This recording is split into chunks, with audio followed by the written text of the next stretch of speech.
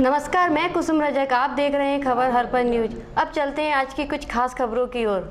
रोजगार की मांग कर रहे नौजवानों पर किए गए लाठीचार्ज और गिरफ्तारी के विरोध में एवं मध्य प्रदेश में पुलिस भर्ती परीक्षा कराने की मांग को लेकर बेरोजगार युवकों ने फूलबाग चौराहे पर प्रदर्शन किया और सरकार से जल्द परीक्षा कराने की मांग की। विभिन्न सरकारी विभागों में बंद पड़ी भर्तियों को खोलने के लिए all India youth democratic organisation के बैनर तले तमाम बेरोजगारों ने फूलबाग चौराहे पर प्रदर्शन किया। इस प्रदर्शन में युवक युवतियां शामिल रहे। प्रदर्शन के दौरान उन्हें पुलिस प्रशासन द्वारा प्रदर्शन से रोकने की कोशिश की गई, लेकिन छात्र छात्राएं प्रदर्शन करते रहे। इसके लिए उन्होंने बाकायदा अनुमति भी हासिल कर रखी थी। बाद में उन्होंने प्रदर्शन कर अपनी बात को रखा। प्रदर्शन कर रहे युवा छात्रों का यह भी आरोप था कि शुक्रवार को भोपाल में प्रदर्शन करने वाले लोगों पर सरकार ने जबरन लाठी चलवाई है, जबकि वे अनुमति के बाद धरना प्रदर्शन कर रहे थे। ऐसे में दोषी लोगों के खिलाफ सरकार को सख्त कार्रवाई करना चाहिए। वहीं पुलिस सहित अन्य विभागों में भर्तियां लंबे अरसे से बंद हैं, जिसके कारण बेरोजगारों की संख्या बढ़ती जा रही है। इसे भी सरकार द्वारा खोला जाए। मेरा नाम धीरेन्द्र सवरे है। मैं all India democratic youth organisation Gwalior का जिला अध्यक्ष हूँ। आज किस तरह का प्रदर्शन कर रहे हैं? ये आपको जानकारी होगी, भोपाल में कल पूरे प्रदेश के हजारों नौजवान विरोध प्रदर्शन कर रहे थे। उनके ऊपर पुलिस प्रशासन के द्वारा लाठीचार्ज किया गया, गिरफ्तार किया गया। ये शांतिपूर्ण प्रदर्शन था और उनकी अनुमति ली गई थी प्रदर्शन की, लेकिन उनको प्रदर्शन करने नहीं दिया जा रहा था। तो थोड़ी कोशिश जब उनके द्वारा की जा रही थी तो उनके ऊपर लाठीचार्ज किया गया, गिरफ्तार भी किया गया। तो इसके विरोध में आज पूरे देश भर में हम लोग विरोध दिवस मना रहे हैं कि एक तो जो मांगे हैं, रोजगार की मांग आप देखिए सबसे ज़्यादा कौन क्या स्थिति है, या तो आत्महत्या कर रहा है नौजवान या फिर भूखों मर रहा है, ये हालत है। इसलिए ये जो स्थिति है अभी, एक तो रोजगार सरकार दे नहीं रही, उलट उसके रोजगारों को ख़त्म किया जा रहा है। तमाम विभागों में लाखों पद रिक्त पड़े हैं, सभी को जानकारी है। शिक्षकों के पद खाली पड़े हैं लेकिन भरे नहीं जा रहे हैं। साथ में अगर भर्ती निकाल रहे हैं तो उनको लंबे समय तक प्रक्रिया पूरी नहीं हो रही है। शिक्षक भर्ती की अभी तक ज्वाइनिंग नहीं दी गई है। पुलिस भर्ती भी है? हाँ ना, कांग्रेस पुलिस भर्ती है। आप देखिए 3 साल से पुलिस भर्ती नहीं निकाली गई। बोल रहे हैं भर्तियाँ निकालेंगे, सिर्फ वादे हो रहे हैं लेकिन धरातल पर कुछ भी नहीं हो रहा। नेता आते हैं, बोलते हैं हम आपके साथ हैं, सब कुछ, लेकिन आश्वासन नहीं दे सकते। आप फिर क्या सरकार चला रहे हैं? बोल रहे हैं हमारे पास फंड नहीं है। हमारे सीएम के पास 60 करोड़ का मतलब यार हेलीकॉप्टर खरीदने के लिए, प्राइवेट जेट खरीदने के लिए पैसा है। यहाँ के नौजवानों को रोजगार देने के लिए पैसा नहीं है। विधायक दल अपनी मर्जी से कभी भी अपनी तनख्वाहें, अपना भत्ता बढ़ा लिया जाता है विधानसभा में, उसमें कोई आपत्ति नहीं है। जो आज 10 लाख की गाड़ी में चलता था मंत्री हमारे ग्वालियर के, वो आज 36 लाख की गाड़ी में चल रहे हैं। उन पर कोई वो आपत्ति नहीं है कि इनका इनकम नहीं है। लेकिन जब छात्र नौजवान आंदोलन कर रहे हैं तो उनके ऊपर लाठीचार्ज हो रहा है। ये स्थिति हमारे प्रदेश की है। हम ये कहना चाहते हैं, अगर ऐसा रहेगा तो ये आंदोलन और लंबा चलेगा और ये आंदोलन ग्वालियर में हम पूरे प्रदेश से इकट्ठा होंगे। यहाँ पे चुनाव के मद्देनज़र हम यहाँ पर आंदोलन को मजबूत करेंगे। इसी के साथ ये हम कहाँ रहा है सांकेतिक प्रदर्शन। मेरा नाम धीरेन्द्र सवरे है। मैं ग्वालियर का all India democratic youth organisation का जिला अध्यक्ष हूँ। मध्य प्रदेश शिक्षक पात्रता परीक्षा वर्ग 1 और 2 के चयनित प्रतिभागियों ने जल्द से जल्द नियुक्ति दिए जाने की मांग को लेकर रैली निकालते हुए फूलबाग चौराहे पर प्रदर्शन किया। पूर्ण करो भाई, पूर्ण करो शिक्षक भर्ती, पूर्ण करो, पूर्ण करो भाई, पूर्ण करो शिक्षक भर्ती, पूर्ण करो, पूर्ण करो भाई, पूर्ण करो शिक्षक भर्ती, पूर्ण करो, पूर्ण करो भाई, पूर्ण करो शिक्षक भर्ती, पूर्ण करो, पूर्ण करो भाई, पूर्ण करो। हम लेके रहेंगे, हम लेके रहेंगे अधिकार हमारा, हम कह के लेंगे, हम लड़के लेंगे, हम बढ़ के लेंगे, सरकार से लेंगे, प्यार से लेंगे, तकरार से लेंगे। तुम्हें देनी पड़ेगी, तुम्हें देनी पड़ेगी। हम क्या चाहते, हम क्या चाहते, हम क्या चाहते, मकसद हमारा, मेहनत हमारी, संघर्ष। मेरा नाम है लक्ष्मी राठौर। मैं एक चयनित अभ्यर्थी हूँ मध्य प्रदेश शिक्षक भर्ती। आपकी क्या मांग है, क्या चाह रही है? शिक्षक दिवस है, इस मौके पर आपकी क्या मांग रखी है? सर, हमारी कोई भी मांग नहीं, केवल एक ही मांग है, हमें नियुक्ति चाहिए। बस नियुक्ति चाहिए और बस नियुक्ति चाहिए। कोरोना नहीं आता तब भी देती गवर्नमेंट नियुक्ति के बारे में आप क्या किनको ज्ञापन दिया, क्या किया सारी चीज़ें? सर, हम सभी को ज्ञापन दे चुके हैं, मुख्यमंत्री से लेकर हर किसी को ज्ञापन दे चुके हैं, लेकिन अभी तक हमारी कोई सुनवाई नहीं हुई है और कोई भी हमें ठोस आश्वासन नहीं दिया गया है। सर 2 साल हमारी जो एग्ज़ाम है वो 2018 में हुआ था, 2019 में हमारा रिजल्ट आया, 2020 हो रहा है अभी, हमारी कोई भी प्रक्रिया पूरी नहीं हुई है। केवल हमारी ज्वाइनिंग बाकी है, सत्यापन प्रक्रिया बीच में रुकवा दी गई थी, जुलाई में भी शुरू हुआ था, 1 से 3 जुलाई तक सत्यापन प्रक्रिया चली थी, लेकिन उसे परिवहन का बहाना देकर रुकवा दिया गया है। जबकि देखिए आप सुचारू रूप से सारा परिवहन चालू है। हाँ सर 33,000 हम शिक्षक हैं, चयनित शिक्षक हैं। सर हमारे बड़े प्लेटफॉर्म पर हाँ हम केवल आंदोलन करेंगे और हमारी भाजपा या कांग्रेस से हमारा कोई लेना देना नहीं है। हमें तो केवल जो सरकार हमें ज्वाइनिंग देगी हम उसका साथ देंगे। सरकार ने ही भर्ती निकाली थी, सरकार ही उसको पूर्ण करे, बस हम यही चाहते हाँ। हैं। शर्मा है।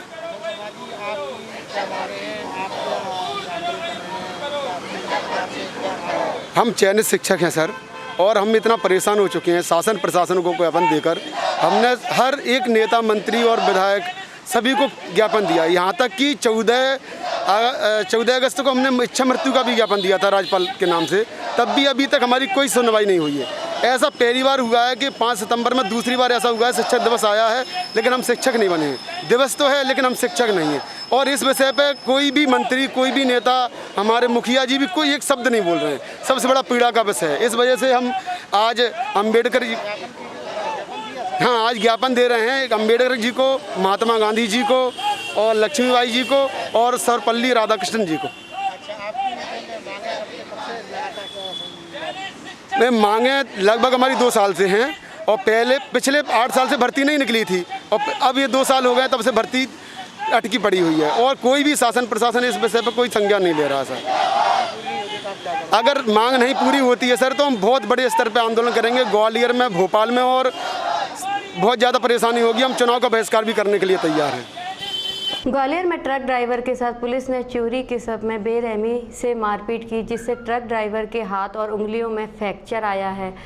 ड्राइवर गिरिराज कुशवाहा को घायल हालत में परिजन एसपी ऑफिस पहुंचे और जनगंज थाने में पदस्थ 4 पुलिसकर्मियों पर कार्रवाई की मांग की।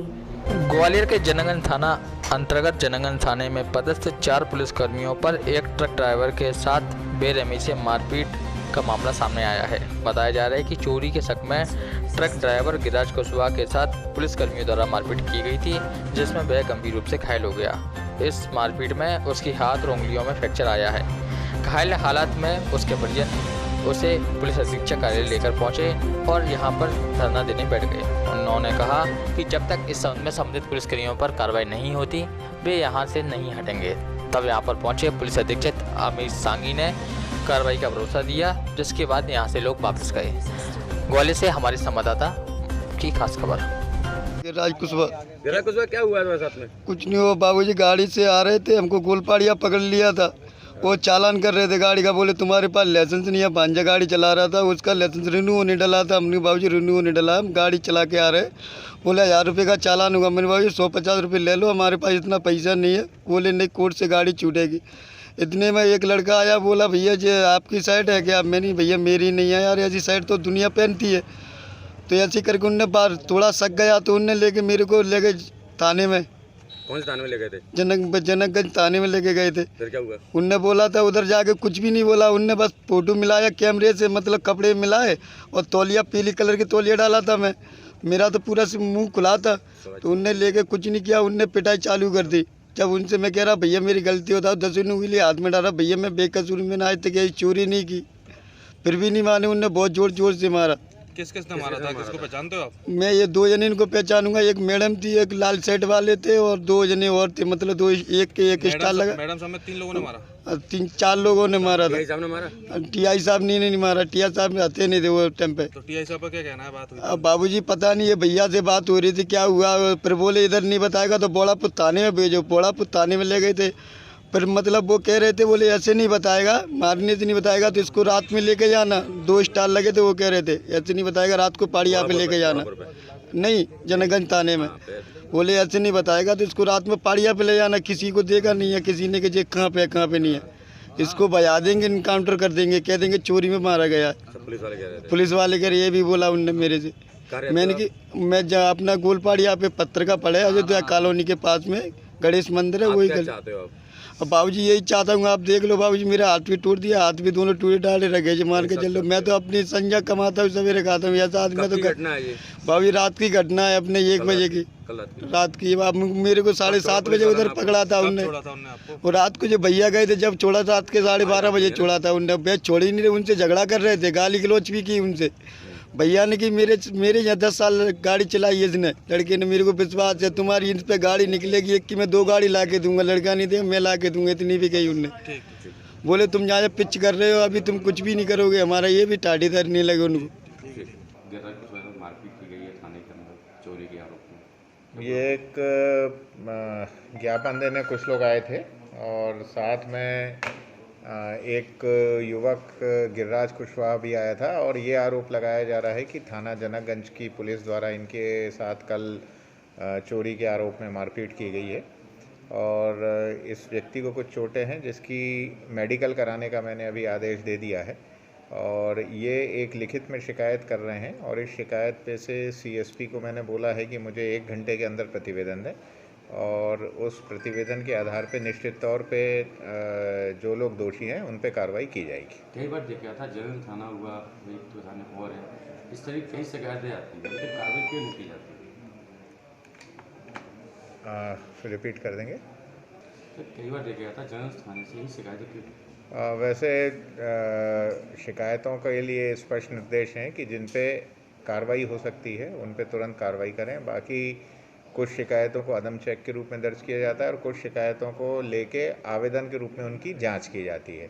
हर शिकायत पे एफआईआर होना संभव नहीं है, और जो संज्ञेय अपराध होता है, घटित होता है, उसी पे एफआईआर होती है। परंतु यदि संज्ञेय अपराध की शिकायत मिल रही है और उस पर एफआईआर नहीं की जा रही है तो ज़रूर थाने के स्तर पर लापरवाही है, जो कि नहीं होना चाहिए। और यदि ये जनकगंज में ऐसा है तो इसके शिकायतें जितनी आई हुई हैं उसका हम परीक्षण करा लेंगे, और यदि उस पर किसी की गलती पाई जाती है तो निश्चित तौर पे कार्रवाई की जाएगी। आम आदमी पार्टी के संयोजक एवं दिल्ली के मुख्यमंत्री अरविंद केजरीवाल आम आदमी पार्टी के संयोजक एवं दिल्ली के मुख्यमंत्री अरविंद केजरीवाल की अपील पर ग्वालियर चंबल जोन में ऑक्सीजन जांच अभियान का शुभारंभ किया जा रहा है। इस संबंध में आम आदमी पार्टी द्वारा पत्रकार वार्ता कर जानकारी दी गई। आम आदमी पार्टी के राष्ट्रीय संयोजक और दिल्ली के मुख्यमंत्री अरविंद केजरीवाल के आह्वान पर अब ऑक्सीजन जांच केंद्र का शुभारंभ ग्वालियर में आम आदमी पार्टी द्वारा किया जा रहा है। इसको लेकर एक पत्रकार वार्ता का आयोजन ग्वालियर में किया गया था, जहां पर मौजूद आम आदमी पार्टी की प्रदेश उपाध्यक्ष मनीषा सिंह तोमर ने बताया कि किस तरह से आम आदमी पार्टी द्वारा आगामी चुनावों को लेकर भी तैयारियां की जा रही हैं। वहीं यहां पर कुछ लोगों को नई नियुक्तियां भी प्रदान की गई, जिसकी नियुक्ति के प्रमाण पत्र उन्हें दिए गए हैं। यहां बताते हैं कि नियुक्ति पत्र के साथ उन्हें जिम्मेदारियां सौंपी गई हैं और आगामी विधानसभाओं में कुछ सीटों पर अब आम आदमी पार्टी चुनाव लड़ सकती है, ऐसा भी इनका कहना है। देखिए ग्वालियर से हमारे संवाददाता मोनू राठौर की खबर। जो प्राइमरी सिम्टम्स होते हैं वो ये होते हैं कि यदि किसी व्यक्ति का ऑक्सीजन लेवल 95 से नीचे जाता है तो वो सस्पेक्ट होता है, उसको हम कह सकते हैं कि उसको जांच करानी चाहिए। हम मुरैना में यही कर रहे हैं लगातार पूरे जिले में कि किसी भी सज्जन का अगर ऑक्सीजन लेवल 95 से कम आता है तो हम उसको सजेस्ट करते हैं कि आप हॉस्पिटल जाइए और कोरोना टेस्ट कराइए। और यदि उन्हें वहां जाने में कोई प्रॉब्लम होती है तो हमारे सभी साथी 24 घंटे तैयार हैं आपकी मदद करने के लिए। एम्बुलेंस की व्यवस्था है आपको ले जाने तक के लिए। दूसरा से पल्स रेट होता है जो 72 से लेकर आपका 120 तक होता है, नॉर्मल होता है। अगर उससे वो कम आ रहा है तो भी हम उसको सजेस्ट करते हैं कि आप डॉक्टर को कंसल्ट करिए। अब इसे चेक कैसे करते हैं तो मैं एक डेमो के रूप में डॉक्टर सुरेंद्र जी को यहाँ बुलाऊंगा कि वो यहाँ आए आगे, और कोई एक साथी है आगे, और उसे चेक करके आपको डेमो करके बताएंगे। प्रेस वार्ता है वो आम आदमी पार्टी की एक मुहिम चल रही है ऑक्सीमीटर को लेकर, जिसको हम ऑक्सीमित्र भी बोलते हैं। इसमें हम जगह जगह जाकर घर घर जाके लोगों की जांच कर रहे हैं। पूरे देश भर में चल रहा है और साथ ही 5 सितंबर से आज से ये मध्य प्रदेश ग्वालियर में और इस संभाग में चालू हुआ है। तो एक तो हमारे आज प्रेस वार्ता का यही मुद्दा था, और दूसरा ये है कि हम लोग अब उपचुनाव को लेकर अपनी सक्रियता कहीं कहीं किसी कुछ सीट्स पे जहाँ जहाँ हमें लगता है हम चुनाव लड़ सकते हैं वहाँ पर हम अपनी आगे भागीदारी भी दिखाएंगे। और हमारे संगठन का विस्तार था तो हमारी कुछ नियुक्तियाँ हुई हैं, जिसमें हमारे संभाग के ग्वालियर चंबल संभाग के जो प्रभारी हैं वो भूपिन को कराना जी हैं, और दूसरे ग्वालियर चंबल संभाग के जो अध्यक्ष हैं वो एडवोकेट रोहित गुप्ता जी हैं। जैसे कि आपने ऑक्सीमीटर जो मशीन जो आपने रखी गई है, तो हर जिले में कितनी मशीन करी हुई है? जी हमारे पास दिल्ली से ही मशीन आई हैं और दिल्ली से हमारे पास 10-10 मशीन हर जिले में पहुंची है। तो इसके अलावा हमें कुछ NGO जो वर्कर्स हैं वो भी डोनेट कर रहे हैं। तो लगभग अभी तक कितने लोगों की जांच हो चुकी है उससे? जी देखिए मुरैना, क्योंकि अभी हमें 4 दिन ही शुरू हुआ ये करते हुए, तो मुरैना में हमारे पास करीब 1000-1200 लोगों की लिस्ट आ चुकी है। और इस तरीके से आज हमारा शुरू हो रहा है, तो वैसे ही मान लीजिए कि हर दिन देखिए अभी हमारे यहाँ टीकरी गांव मुरैना में जो एक गांव है, वहाँ के जो अभी वर्तमान में सरपंच हैं पुरुषोत्तम गुर्जर जी, उन्होंने हमारी यहाँ कल सदस्यता ली है। करीब वो 100-150 लोग साथ में सदस्यता लिए हैं। आज उनके घर में एक दुर्घटना होगी, इस वजह से वो आ नहीं सके। तो मुरैना में हमारा एक ध्रुव विदुड़ी करके एक यूथ का लड़का है, वहाँ पर एक करुआ गाँव का, उसने अभी कुछ दिनों पहले सदस्यता ली। तो मुरैना में तो काफ़ी हमारा अच्छा चल रहा है। साथ ही आज ग्वालियर में विस्तार भी हुआ है, साथ में काफ़ी नए लोगों ने ज्वाइन किया है। डबरा में लोगों ने ज्वाइन किया, ग्वालियर में हमारे कुछ लोग वापस भी आए हैं। तो संगठन बढ़ रहा है। और जो अगर हम ये सोचते हैं कि संगठन पार्टी छोटी है, दिल्ली तक है, तो मैं आज इस बात को क्लियर करना चाहती हूँ, ये पार्टी सिर्फ दिल्ली तक नहीं है। मध्य प्रदेश बहुत बड़ा है, समय लगता है और हमारी पार्टी को यहाँ में बहुत ज़्यादा समय नहीं हुआ है। हम हर चुनाव लड़ेंगे, हम धीरे-धीरे को लेकर आपकी क्या तैयारी है? जी उपचुनाव में हम कुछ सीट्स पे तैयारी कर रहे हैं, हमारी रिपोर्टिंग्स चल रही हैं और 10-12 तारीख के बाद हमारी PAC में एक पूरी रिपोर्टिंग जाएगी, उसके बाद हम आप तक ये बात। तो लगभग कितनी सीटों पे मध्य प्रदेश में चुनाव लड़ा जाएगा? देखिए लगभग तो हम कुछ तय नहीं कर सकते, जिस हिसाब से, क्योंकि उपचुनाव है, उपचुनाव अक्सर 2 पार्टीज के बीच में होता है, जो गिराती है, जो बनाना चाहती है, उसके बीच में। लेकिन फिर भी क्योंकि हम विकल्प बनना चाहते हैं और विकल्प बन रहे हैं लोगों का, तो हम जहाँ जहाँ हमें लगेगा वहाँ लड़ेंगे। जो लोग पार्टी छोड़ के गए थे मैडम, वो क्यों चले गए? देखिए पार्टी तो जो छोड़ के गए थे उसमें सिंधिया भी कांग्रेस से गए, कुछ कांग्रेस में आए, भाजपा से गए, तो पार्टी तो छोड़ते हैं। ये संगठन है, लोग आते हैं जाते हैं, अपनी इच्छाएं पूरी नहीं हो पाती तो आना जाना लगा रहेगा। अब आप देख लीजिए, मैं ही 10 साल से लगी तो मैं तो हूँ। ये ऑक्सीजन जांच करने की जरूरत क्यों महसूस हुई?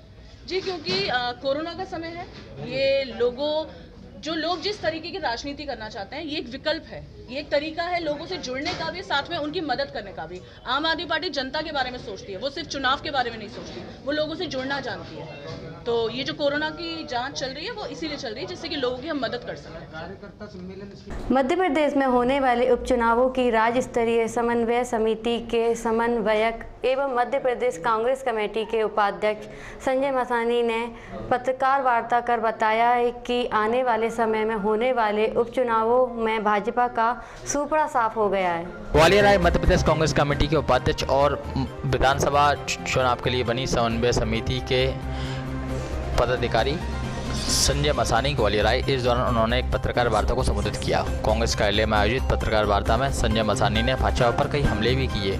उन्होंने कहा कि देखते हैं कि किसका सूपड़ा साफ होता है, क्योंकि अब समय आ गया है कि अब भाजपा को यहाँ से जाना होगा और भाजपा का सूपड़ा यहाँ से साफ होने वाला है। वहीं उन्होंने कई सवालों के जवाब देते हुए बताया कि यहाँ पर कांग्रेस फिर लौटेगी और मध्य प्रदेश में कांग्रेस की सरकार ही बनेगी। देखिए उनके साथ पत्रकार वार्ता के कुछ अंश।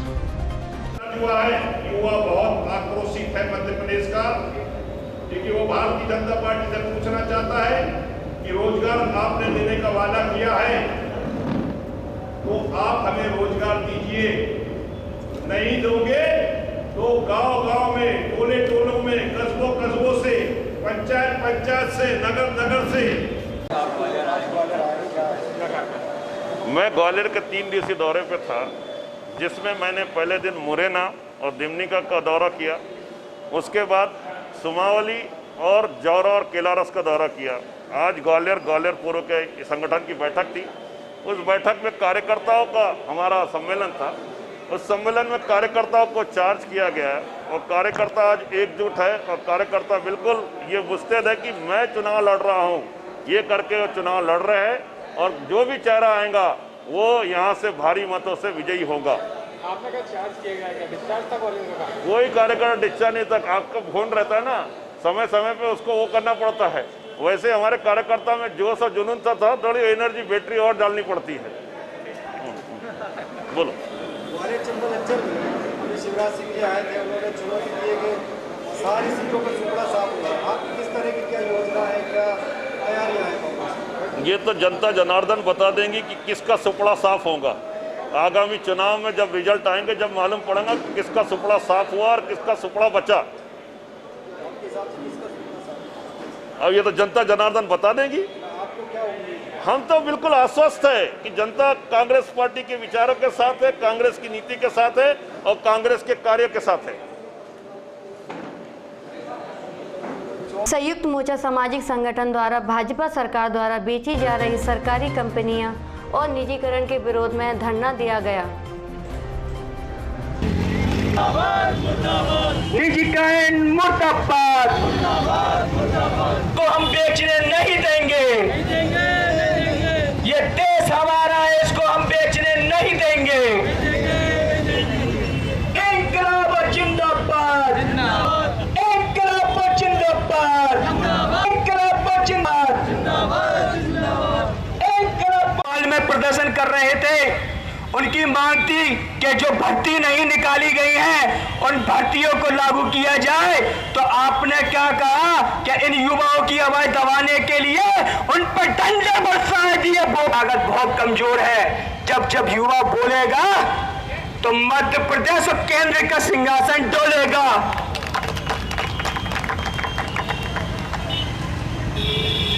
भाजपा सरकार जो कहा करती थी, भाजपा सरकार के कार्यकाल में आए हुए हैं, ना रोजगार मिला है, ना गरीबों को उनका हक मिला है, ना महिलाओं को सम्मान मिला है। जे सरकार देखिए, देश में एक विकृत समस्या है, निजीकरण की समस्या है। जो देश की सरकार सरकारी संस्थानों का, देश की संपत्ति का निरंतर निजीकरण कर रही है और उंगलियों पर गिने जाने वाले चंद पूंजीपतियों के हाथों में देश की संपत्तियों को सौंप रही है। और इस निजीकरण के विरुद्ध आज हम जन आंदोलन कर रहे हैं और अगर सरकार हमारी मांग नहीं मानेगी तो हम इस जन आंदोलन को अनिश्चितकालीन जन आंदोलन में बदलेंगे। अभी आज ये 1 दिवसीय हमारा जन आंदोलन है। उसके बाद अगर सरकार हमारी बात नहीं मानती है तो हम शहर के अंदर एक न्याय यात्रा और उसके बाद एक अनिश्चितकालीन धरने के रूप में। आंवला में कोविड-19 की स्थिति के चलते लॉकडाउन से कई गरीबों मजदूरों की खबर हालत को देखते हुए और बेसहारा परिवारों को ज़रूरत का सामान भेंट किया गया। पिछले कई दिनों से घर पर रहने के कारण मजदूरी पैसे पर लगे विराम के चलते उनकी आर्थिक दशा ठीक नहीं थी तथा कई लोगों वहीं क्रिएशन बायोटेक एवं पवित्र मैथेफेयर ऑर्गेनिक प्राइवेट लिमिटेड कंपनी के सीएमडी निहाल सिंह समाजसेवी के द्वारा एक अन्नपूर्णा कार्यक्रम के माध्यम से ग्राम केसरपुर में सामाजिक दूरी का पालन करते हुए जरूरतमंद परिवारों को राशन की किट वितरित की गई। वहीं कंपनी के प्रोजेक्ट हेड राहुल शर्मा और company relationship manager Manoj Shroti एवं समाजसेवी मुकेश सक्सेना, युवा नेता भाजपा और फील्ड ऑफिसर रामन सिंह ने कहा कि संकट की घड़ी में गरीब बेसहारा जरूरतमंद लोगों की मदद करनी चाहिए और इसे फर्ज समझकर गरीब लोगों के साथ खड़ा रहना चाहिए।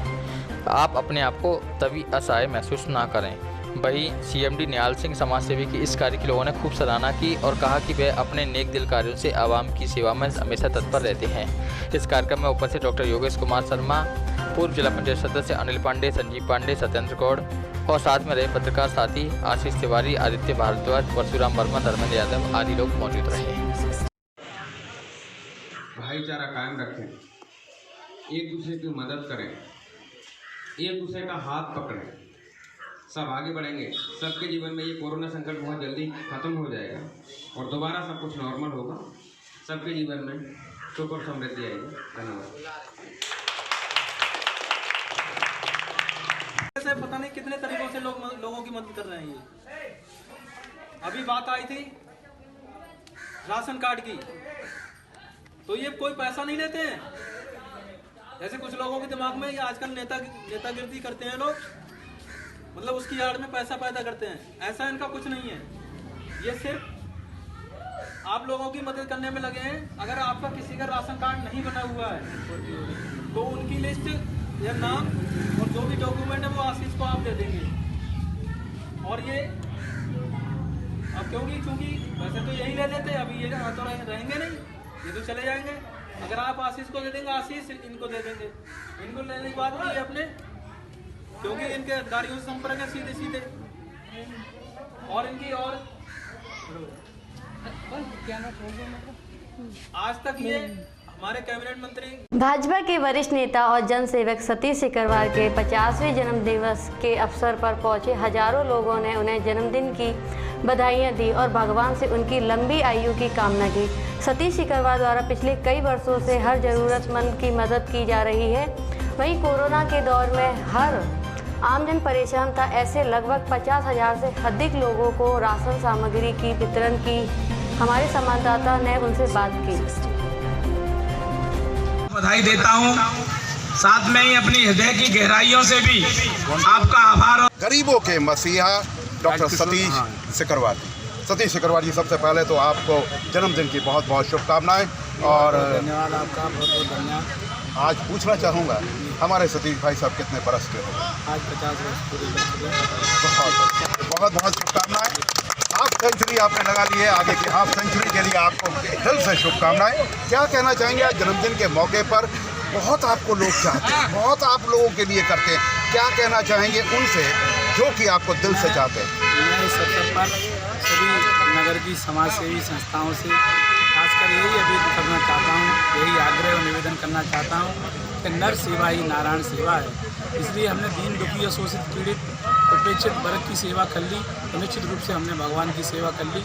और हम सब आज ये संकल्प लें कि आने वाले समय में हम ग्वालियर को क्लीन ग्वालियर, ग्रीन ग्वालियर, और आने वाले समय में नंबर 13वें नंबर पर भी ग्वालियर आया है स्वच्छता के परिवेश में, और आने वाले समय में हम ग्वालियर को नंबर 1 कैसे ला सकते हैं, इसके लिए सभी नगरवासी, सभी ग्वालियरवासी पूरे शासन और प्रशासन के साथ मिलकर काम करें, तो आने वाले समय में ग्वालियर नंबर 1। सतीश जी, एक चीज़ और पूछना चाहूँगा, समय भी है, मौका भी है, दस्तूर भी है। मैं पिछले कई सालों से आपको लगातार देख रहा हूँ, एक जो आपका व्यक्तित्व है वो कभी बदला नहीं, ये हम अपनी तरफ से कहना चाहेंगे। व्यक्तित्व आपका कभी नहीं बदला। जिस तरीके से आप जब युवा थे, आज भी आप युवा हैं, और लेकिन जब आप युवा थे तब भी आपका जो व्यक्तित्व था वो लोगों के प्रति जो था समर्पित भाव का था। आगे आने वाले समय में आप क्या करना चाहते हैं और बेहतर, जिससे कि सतीश सिकरवार जी को याद रखा जाए? मैं आने वाले समय में अगर ग्वालियर की जनता ने मुझे सेवा का मौका दिया तो निश्चित रूप से मैं ये चाहता हूँ देश में नहीं, देश में नंबर 1 बने। ग्वालियर में सुंदर सड़कें हों, प्रकाश की व्यवस्था हो, पीने के पानी की व्यवस्था हो, कोई यहाँ भूखा न मरे, किसी को इलाज के बिना वंचित न रहे, कोई धन के अभाव में पढ़ाई से वंचित न रहे, और कोई भी हमारी गरीब कन्या पैसे के अभाव में शादी से वंचित न हो। ये सब मेरा सपना है और मैं आने वाले समय में इस सपने को साकार करने के लिए पूरा प्रयासरत हूँ। ग्वालियर की जनता ने अगर मौका दिया, सेवा का अवसर दिया, तो निश्चित रूप से आने वाले समय में मैं ये करती। जनता तो आपको हमेशा से चाहती है और हमेशा आपको मौका देना चाहती है। कब आपको आपके अपने मौका देंगे?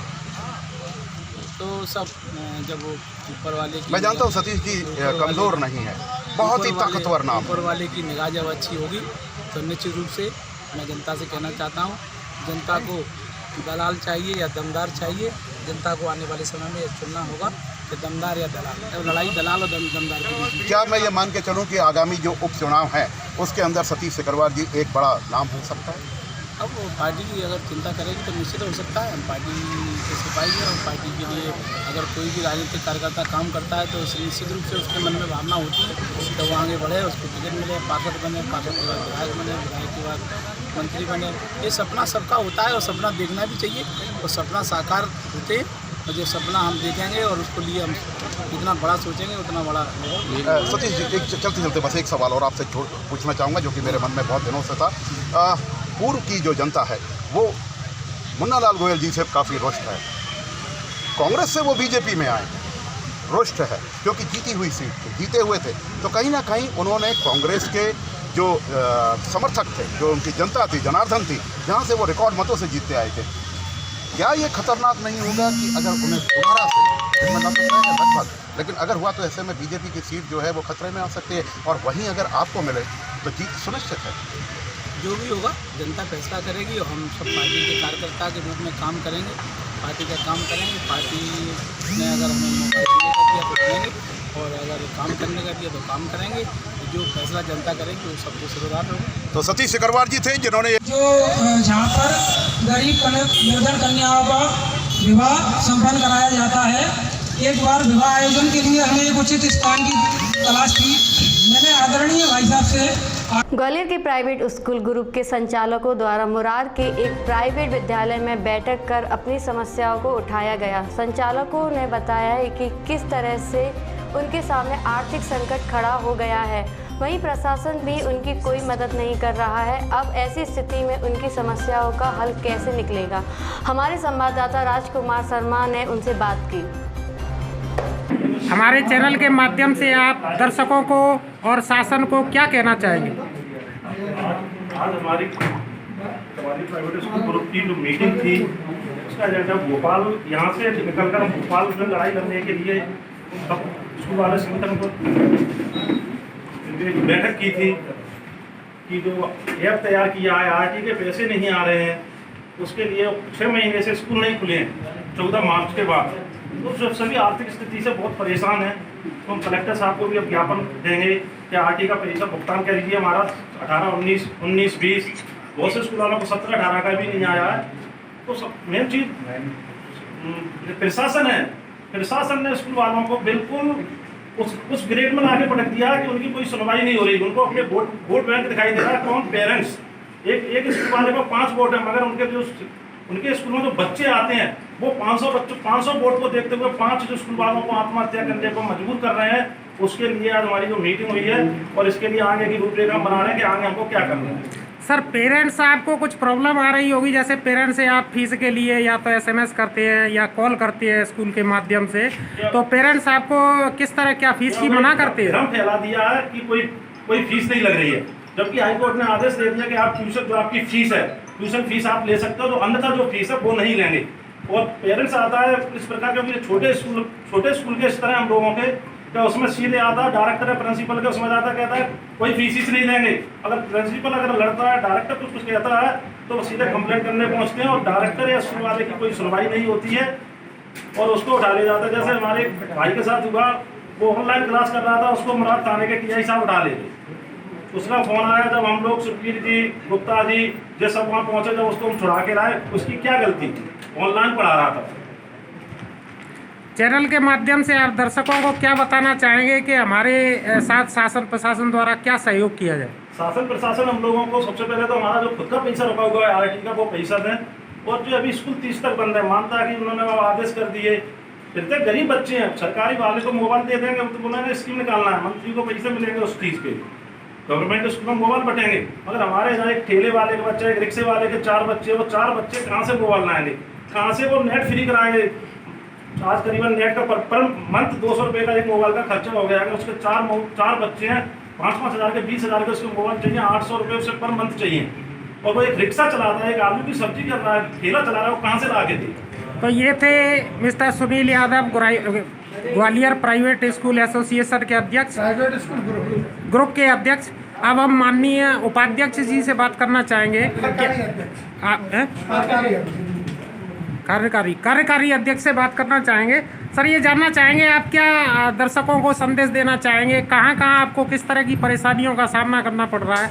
सारे प्राइवेट स्कूल वाले यहाँ पर देखने मिल रहा है कि भारी मात्रा में एकत्रित हैं, तो उनको किस तरह की समस्याओं का सामना करना पड़ रहा है? शासन से आप किस तरह की मदद चाहेंगे? शासन से ये चाहते हैं कि आज जो अपन ने गाइडलाइन उन्होंने बनाई हुई है कि स्कूल की फीस ले सकते हैं, वो चीज़ फीस आपको गार्जियन दें, लेकिन गार्जियन देना नहीं चाहता। हम लोग मैसेज वगैरह भी करते हैं। उसके बाद अभी तक मैंने भी अपने स्कूल के अंदर आज तक 10 बार मैसेज कर दिया, लेकिन ऐसा एक भी गार्जियन नहीं आया होगा जो फीस देने के लिए आया होगा। ये सारे पूरे स्कूल के सारे लोगों के संग है, सारे संचालक लोग परेशान हैं, आपस में एक दूसरे करते हैं कि भाई प्रशासन को हमको इसी बात का करना है कि जब हर चीज़ में हमारे ऊपर प्राप्त कर रही है तो इसके लिए भी कोई ऐसा प्रावधान बनाए जिससे कि वो हमको फीस दे सकें। जैसे CBSE स्कूलों में तो फीस दे रहे हैं, प्रॉपर टाइम पर जाके दे रहे हैं, लेकिन हमारे यहाँ पर कोई फीस नहीं दे रहा। इसके लिए हम प्रशासन से बहुत जल्दी कोई ना कोई ज्ञापन देंगे या फिर कुछ ना कुछ हम उसके लिए धरना प्रदर्शन भी करेंगे आगे। शासन यदि आपका सहयोग इसमें नहीं करता है तो आप इस अपने अभियान को किस तरह से ऊपर ले जाएंगे? अभियान को हम आगे चल के वही प्रक्रिया चल रही है कि हम उसको प्रदेश लेवल पे ले जा रहे हैं, संभाग के ऊपर ले जा रहे हैं, और आगे चल के उसके ऊपर से तो हमको गाइडलाइन मिलती जाएगी, हम उस पर पूरा का पूरा प्रदेश लेवल तक आंदोलन करेंगे। तो ये थे प्राइवेट स्कूल एसोसिएशन ग्वालियर संभाग के ग्रुप के कार्यकारी उपाध्यक्ष mister Sanjay Gupta ji, thank you. के जौरा विधानसभा प्रभारी धर्मेंद्र सिंह चौहान और अवनीश भार्गव ने कांग्रेस कार्यकर्ताओं की बैठक ली। इस दौरान जौरा विधानसभा के कांग्रेस से प्रबल दावेदार सुनील शर्मा ने भी पत्रकार वार्ताओं के दौरान अपनी बात रखी। ठेकेदार, सतीश गुप्ता जी, हरिशंकर गुप्ता, आसाराम नागर, देवेंद्र शर्मा जी, मनोज डंडोतिया जी, ब्रिजेश डंडोतिया जी, राजेश कारकोट, मनोज शर्मा पार्षद जोरा, दशरथ सिंह सिकरबार, शैलेंद्र शर्मा, रामवीर शर्मा, राहुल शर्मा, राम जोशी उमरैया, भरतलाल शर्मा, ऋषिकेश राठौर, दीपक शर्मा, मनका सिंह कुशवाहा, सत्येंद्र कुशवाहा, द्वारका सिंह त्यागी बुढ़ेरा, मोहर सिंह रावत सिकरौदा, वर्षों से काम कर रहा हो, दल बदलू न हो, ऐसे आदमी को अगर पार्टी उम्मीदवार बनाती है, निश्चित तौर पर कार्यकर्ताओं को ऊर्जा मिलेगी, कार्यकर्ता का मनोबल बढ़ेगा और विजय मिलेगी। किन मुद्दों को लेके आप चुनाव क्षेत्र में कूद रहे हैं? देखिए, गौरा विधानसभा में मुद्दों की बात करें तो विगत 15 वर्षों में हमारी सरकार से पहले पूर्व में बिजली, पानी, सड़क, डैम, शक्कर कारखाना, कॉलेज आदि कई समस्याएं विकट रूप ले चुकी है। लेकिन 15 वर्षों बाद माननीय कमलनाथ जी के नेतृत्व में जब सरकार बनी, विगत 14-15 महीने में हमने उस काम पे अपना विकास शुरू किया, लेकिन कुछ गद्दारों ने और गद्दारी नेताओं ने सरकार गिरा दी। उनके मंसूबे पूरे हम नहीं होने देंगे। सरकार फिर कांग्रेस की आएगी, माननीय कमलनाथ जी के नेतृत्व में जो विकास अधूरे रह गए उन सब भी विकास और उनको काम करेंगे। हमारा ये संकल्प है। मेरा एक स्लोगन भी है, एक नारा है, मैंने जनता से मांग की है कि संघर्ष और संकल्प मेरा, सहयोग और आशीर्वाद जनता का। अगर मुझको वो मिला तो निश्चित इस क्षेत्र के लिए जितना कम समय है उसमें ज़्यादा से ज़्यादा काम करने का प्रयास करूँगा।